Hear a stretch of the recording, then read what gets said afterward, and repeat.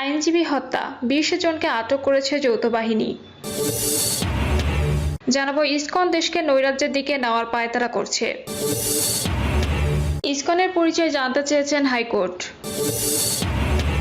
সাবেক মন্ত্রী আনিসুল কামরুল রিমান্ডে। জানাবো অভ্যুত্থানকারীদের মধ্যে বিভাজন নিয়ে নানা প্রশ্ন। শুনছিলেন সংবাদ শিরোনাম, এবারে বিস্তারিত। আইনজীবী হত্যা, 20 জনকে আটক করেছে যৌথ বাহিনী।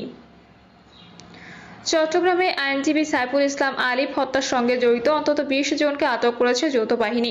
কোতোয়ালি থানার ওসি ফজলুল কাদের এ তথ্য নিশ্চিত করেছেন। বিকালে ঘটনার পর থেকে মধ্যরাত পর্যন্ত নগরীর পাথরঘাটা, মাথারপট্টি, আন্দরকিল্লা, হাজারীগলি এলাকার অভিযান চালিয়ে যৌথ বাহিনী তাদের আটক করেছে।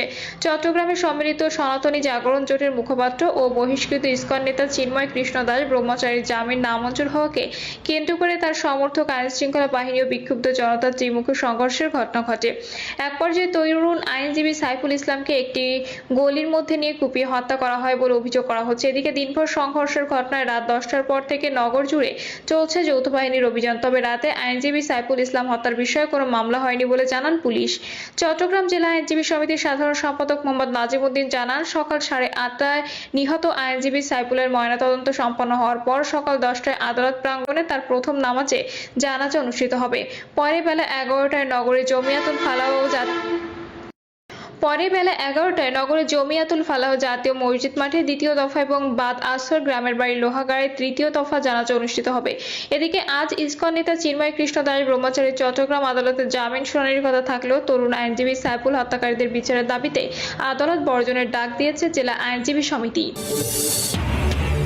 সাবেক মন্ত্রী আনিসুল কামরুল রিমান্ডে।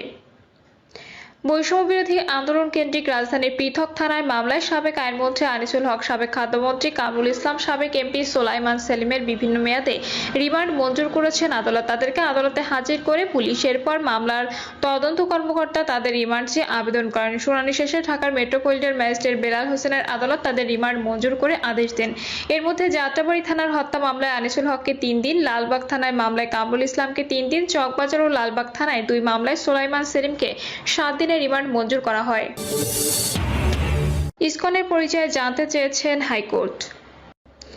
ইসকন নিষিদ্ধ চেয়ে হাইকোর্টে আবেদন করেছেন এক আইনজীবী, যার পরিপ্রেক্ষিতে রাষ্ট্রপক্ষের মতামত জানতে জরুরি ভিত্তিতে অ্যাটর্নি জেনারেলকে আদালতে ডেকে পাঠানো হয়। আদালতে এসে অ্যাটর্নি জেনারেল বলেন, সারা দেশের মানুষের মতো তারও হৃদয় রক্তক্ষরণ হচ্ছে, কিন্তু এই বিষয়ে এখনই কোনো সিদ্ধান্ত যেন আদালত না নেয়, কারণ সরকার এরই মধ্যে ব্যবস্থা নেওয়া শুরু করেছে। সরকারের কাছে এটি এখন 1 নাম্বার এজেন্ডা। এ সময় হাইকোর্ট বলেন, এরা কারা, এদের পরিচয় কি? আদালত আরও বলেন, চট্টগ্রাম, রংপুরে এসব কি শুরু হয়েছে? এ সময় অ্যাটর্নি জেনারেল বলেন, এ বিষয়ে কাজ শুরু হয়েছে। পরে হাইকোর্ট বলেন, বিকেলের মধ্যে আমাদের বিস্তারিত জানান। অ্যাটর্নি জেনারেল বলেন, আমাকে একটা দিন সময় দিন, আগামীকাল এ বিষয়ে জানাবো, আজকের মধ্যে সম্ভব হবে না। পরে হাইকোর্ট বলেন, ঠিক আছে, কালকের মধ্যে একটা প্রতিবেদন দেন, তবে কোনোভাবেই যেন আইন শৃঙ্খলা পরিস্থিতির অবনতি না ঘটে সেদিকে খেয়াল রাখবেন। প্রসঙ্গত, চট্টগ্রামে আইন শৃঙ্খলা রক্ষাকারী বাহিনী ও আইনজীবীদের ইসকন অনুসারীরা এক আইনজীবীকে পিটিয়ে কুপিয়ে হত্যা করে। বিকেল 4:45টার দিকে ইসকনের অনুসারীরা চট্টগ্রাম আদালত এলাকায় বিভিন্ন প্রতিষ্ঠানে হামলা শুরু করলে আইনজীবী সাইফুল ইসলাম আলিফ তাদের বাধা দেন। এরপর তাকে তুলে নিয়ে আদালতের প্রধান ফটকের বিপরীতে রঙ্গম টাওয়ারের সামনে নিয়ে যাওয়া হয়। সেখানে সাইফুলকে কুপিয়ে আহত করে ইসকন সদস্যরা। গুরুতর আহত অবস্থায় সাইফুলকে উদ্ধার করে চমেক হাসপাতালে নেওয়া হলে কর্তব্যরত চিকিৎসক তাকে মৃত ঘোষণা করেন। ইসকন দেশকে নৈরাজ্যের দিকে নেওয়ার পায়তারা করছে। চট্টগ্রামে আইনজীবী সাইফুল ইসলাম আলিফ হত্যাকাণ্ডের বিচার চেয়ে ও আন্তর্জাতিক কৃষ্ণ ভাবনামৃত সংঘকে নিষিদ্ধের দাবিতে বিক্ষোভ মিছিল ও সমাবেশ করেছে ছাত্র অধিকার পরিষদ। গতকাল রাতে রাজধানীর বিজয়নগর এলাকায় আয়োজিত এই বিক্ষোভ মিছিল থেকে ইসকনকে সন্ত্রাসী সংগঠন আখ্যা দেওয়া হয়। সমাবেশে গণ অধিকার পরিষদের উচ্চতর পরিষদ সদস্য গণমাধ্যম সমন্বয়ক আবু হানি বলেন, ইসকন দেশকে অস্থিতিশীল করতে চাইছে। গত কয়েকদিন তারা দেশের বিভিন্ন স্থানে অরাজকতা তৈরির চেষ্টা করছে। আমরা দেখছি কোনোভাবে সরকার আইন শৃঙ্খলা পরিস্থিতি নিয়ন্ত্রণ আনতে পারছে না। গণ অধিকার পরিষদের উচ্চতর পরিষদ সদস্য ও দপ্তর সম্পাদক শাকিল উজ্জামান বলেন, ইসকনের সন্ত্রাসীরা হত্যাকাণ্ড ঘটিয়ে দেশকে নৈরাজ্যের দিকে নেওয়ার পায়তারা করছে। এর হত্যাকাণ্ডের সঙ্গে জড়িত ব্যক্তিদের দ্রুত গ্রেপ্তার করে আইনের আওতায় আনতে হবে। গণ অধিকার পরিষদের যুগ্ম সাধারণ সম্পাদক হাসান আল মামুন বলেন, ইসকনের মাধ্যমে বাংলাদেশের রাজনৈতিক পরিস্থিতি বিনষ্ট করে বহির্বিশ্বে দেশের ভাবমূর্তি ক্ষুণ্ণ করার অপপ্রয়াস চলছে। এরই অংশ হিসেবে চট্টগ্রামে আইনজীবীকে হত্যা করা হয়েছে। অভ্যুত্থানকারীদের মধ্যে বিভাজন নিয়ে নানা প্রশ্ন। কাঁধে কাঁধ মিলিয়ে লড়াই করে সরকারের পতন ঘটালেও ৩.৫ মাসে সৃষ্টি হওয়া মতানৈক্য ও বিভাজন নিয়ে ছাত্র সংগঠনগুলো তোপের মুখে পড়েছেন বৈষম্য বিরোধী ছাত্র আন্দোলনের নেতারা। রাজধানীর বাংলা মোটরের প্ল্যাটফর্মটি কেন্দ্রীয় কার্যালয়ে দেশে উদ্ভূত পরিস্থিতি নিয়ে ছাত্র সংগঠনগুলোর সঙ্গে সবাই নানা ইস্যু নিয়ে প্রশ্নের মুখে পড়েন। বৈষম্য বিরোধী ছাত্র আন্দোলনের আহ্বায়ক হাসনাত আব্দুল্লাহ, মুখ্য সংগঠক আব্দুল হান্নান মাসুদ নেতারা। বৈঠকে ছাত্রদলের সাংগঠনিক সম্পাদক আমানুল্লাহ আমান, ছাত্র শিবিরের সাধারণ সম্পাদক এস.এম. ফরহাদ, ছাত্র ফেডারেশনের সভাপতি মশিউর রহমান রিচার্ড, সাধারণ সম্পাদক সৈকত আরিফ সহ আরও অনেকে উপস্থিত ছিলেন।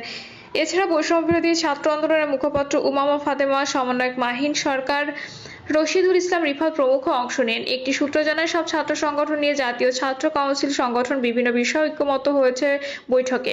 আগামী মঙ্গলবার আবার বসবেন তারা। সন্ধ্যা ৭টা থেকে রাত ১২টা পর্যন্ত চলা এ সভায় ১৯ ছাত্র সংগঠন অংশ নেয়। তবে এতে বামপন্থী ৮ ছাত্র সংগঠনের মোর্চা, গণতান্ত্রিক ছাত্র জোটের কেউ অংশ নেননি। জোট মনে করে বৈষম্য বিরোধী ছাত্র আন্দোলন সরকারি অংশ, তাদের কাজে ধোঁয়াশা রয়েছে। তারা কি চায় স্পষ্ট নয়। হাসনাত সহ নেতারা বিভিন্ন সময় উস্কানিমূলক বক্তব্য দেওয়ার কারণেই মব তৈরি হচ্ছে। এগুলো পর্যালোচনা না করলে ডাকলেও যাবেন না তারা। গত ১৩ই আগস্ট ঢাকা বিশ্ববিদ্যালয়ের টিএসসিতে ৩৪টি ছাত্র সংগঠনের সঙ্গে বসেছিল বৈষম্য বিরোধী ছাত্র আন্দোলন। সে সময় উপদেষ্টা মাহফুজ আলম, নাহিদ ইসলাম ও আসিফ মাহমুদ উপস্থিত ছিলেন। প্রতি মাসে ছাত্র সংগঠনের সঙ্গে বসার সিদ্ধান্ত হয়েছিল। প্রতি বিপ্লব ঠেকানো, স্থিতিশীল পরিবেশ নিশ্চিত করা কর্মসূচি সহ কয়েকটি বিষয়ে একমত হন তারা। এরপর আর ছাত্র সংগঠনের সঙ্গে বসা হয়নি। রাতের বৈঠকে শুরুতে আব্দুল হান্নান মাসুদ বলেন, ফ্যাসিবাদের বিরুদ্ধে শিক্ষার্থীরা ঐক্যবদ্ধ হয়ে লড়াই করেছেন। এদিকে বিনষ্ট করতে পরিকল্পিতভাবে সারা দেশে শিক্ষার্থীদের মধ্যে সংঘর্ষ সৃষ্টি করা হচ্ছে। তখন উত্তর আসে, আওয়ামী লীগও আসে সব ইস্যুতে ষড়যন্ত্র খুঁজত। এখন সরকারের ব্যর্থতা না খুঁজে ষড়যন্ত্র খোঁজা উচিত নয়। বিভক্তি বিভাজনের জন্য দায়ী করা হলে হাসনাত জবাব দেন, আগে সবাই বৈষম্য বিরোধী ছাত্র আন্দোলনের সঙ্গে একত্রে থাকলেও এখন নিজ নিজ ইচ্ছানুসারে কর্মসূচি পরিচালনা করছে, তাই বিভাজন হচ্ছে। তখন ছাত্র সংগঠনগুলো বলেছে, সরকার পরিচালনা, উপদেষ্টা নিয়োগ থেকে বৈষম্য বিরোধী ছাত্র আন্দোলনের কর্মকাণ্ড সবকিছুতে ধোঁয়াশা। তারা কি চায় কি করে এটা স্পষ্ট নয়। আগে সবাইকে নিয়ে চলতে পারলেও এখন সেটি কেন পারছে না। কাদা ছোড়াছুড়ি, বিভাজন কমাতেও কোনো দৃশ্যমান পদক্ষেপ দেখা যায়নি। এক ছাত্র সংগঠনের পক্ষ থেকে বলা হয়, প্রতি মাসে বসার কথা থাকলেও এর কোনো খোঁজ নেই। বিভিন্ন সময় বিবৃতি বক্তব্য দিয়ে আসছেন সমন্বয়করা। অনেক ছাত্র সংগঠন নিয়ে নেতিবাচক প্রচার করা হয়েছে। এখন বিপদে পড়ে আবার ঢাকা হচ্ছে। সবাই এক সংগঠনের প্রতিনিধি বলেন, বৈষম্য বিরোধী ছাত্র আন্দোলন একটি অরাজনৈতিক প্ল্যাটফর্ম বলা হলেও তাদের সব কার্যক্রম রাজনৈতিক সংগঠনের মতোই। তারা সারা দেশে কমিটি করছে, নানা কর্মকাণ্ড পরিচালনা করছে যা রাজনৈতিক। আবার বৈষম্য বিরোধী ছাত্র আন্দোলন দল হিসেবে আসবে এমনটা শোনা যাচ্ছে। তখন আব্দুল হান্নান উত্তর দেন, বৈষম্য বিরোধী ছাত্র আন্দোলন অরাজনৈতিক প্ল্যাটফর্ম হিসেবেই থাকবে। রাজনৈতিক দল করলে এটির বাইরে গিয়ে করতে হবে। সভা সূত্রে আরও জানা যায়, ছাত্রদলের পক্ষ থেকে সাংগঠনিক সম্পাদক আমানুল্লাহ আমান বলেন, আন্দোলনের সময় ছাত্রদলের ক্রেডিট ছিল, কিন্তু শহীদদের ইতিহাস লেখার বৈষম্য হচ্ছে। বৈষম্য বিরোধী সমন্বয়করা বিএনপি সিনিয়র নেতাদের নিয়ে নেতিবাচক বক্তব্য দেন। অনেক সময় এক্ষেত্রে সংযমী হওয়ার কথা জানিয়ে তিনি বলেন, ভবিষ্যতে ছাত্রদলের পক্ষ থেকে এসব বক্তব্যের প্রতিক্রিয়া জানানো হবে। উপদেষ্টা নিয়োগ নিয়ে প্রশ্ন, উপদেষ্টাদের নিয়োগ নিয়ে প্রশ্ন আসে সভায়। তখন হাসনাত জবাব দেন, প্রধান